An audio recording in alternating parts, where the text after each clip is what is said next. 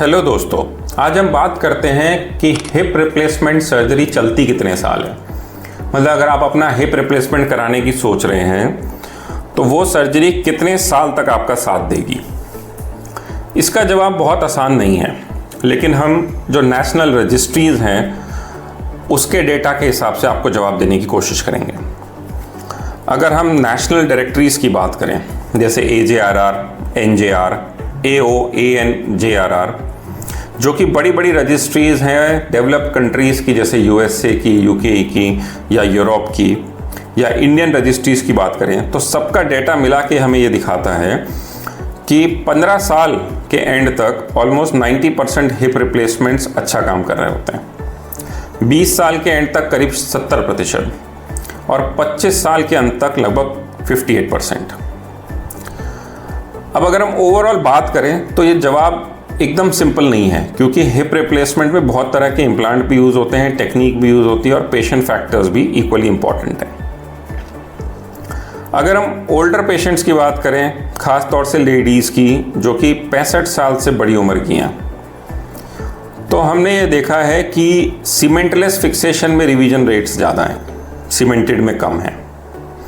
इसी तरह अगर हम यंग पेशेंट्स की बात करें तो सीमेंटलेस फिक्सेशन, मतलब जिसमें सीमेंट यूज़ नहीं किया है हमने, वो बेटर चलते हैं लॉन्ग रन के लिए, और बाद में रिवीजन भी जो है वो ज़्यादा अच्छा रिजल्ट देता है।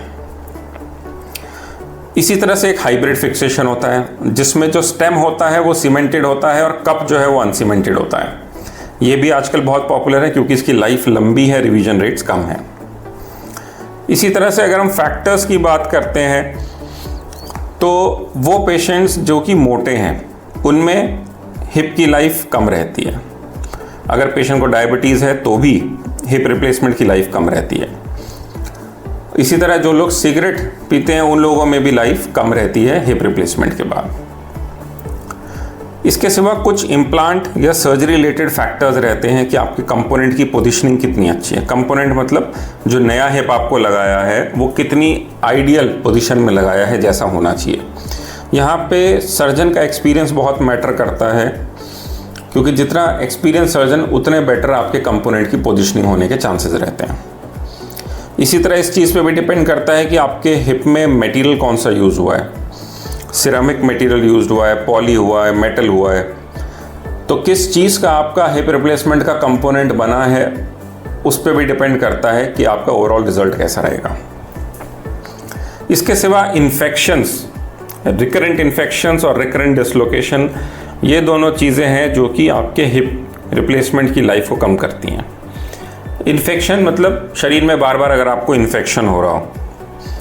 दूसरा डिसलोकेशन, रिकरेंट डिसलोकेशन, जिसका मतलब है आपका हिप अगर बार बार डिसलोकेट हो रहा हो, वो भी लाइफ को कम करता है।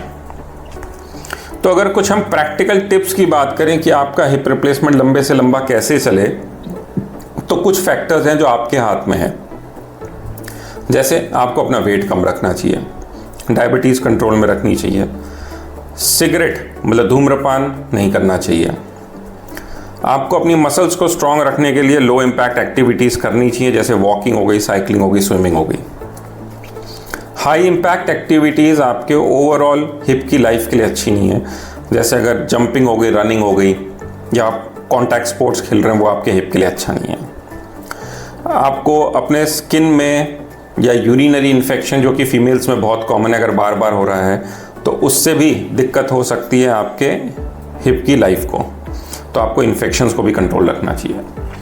आपको रेगुलरली अपने डॉक्टर से मिलना चाहिए, टाइमली एक्सरेज कराने चाहिए, और अगर आपकी उम्र ज़्यादा है, ऑस्टियोपोरोसिस का चांस है, तो डेफिनेटली आपको एंटी ऑस्टियोपोरोटिक ट्रीटमेंट भी लेना चाहिए। तो अगर आप हिप रिप्लेसमेंट के लिए सोच रहे हैं तो घबराइए मत। कुछ चीज़ें जो आपके हाथ में हैं, जो मैंने इस वीडियो में बताई हैं, आप उनका ध्यान रखें, और बाकी अपना डॉक्टर अच्छे से चुनें जो कि इस चीज़ में एक्सपर्ट हो, जो ये सर्जरीज करते हों, ताकि आपका रिजल्ट बेस्ट आए। All the best.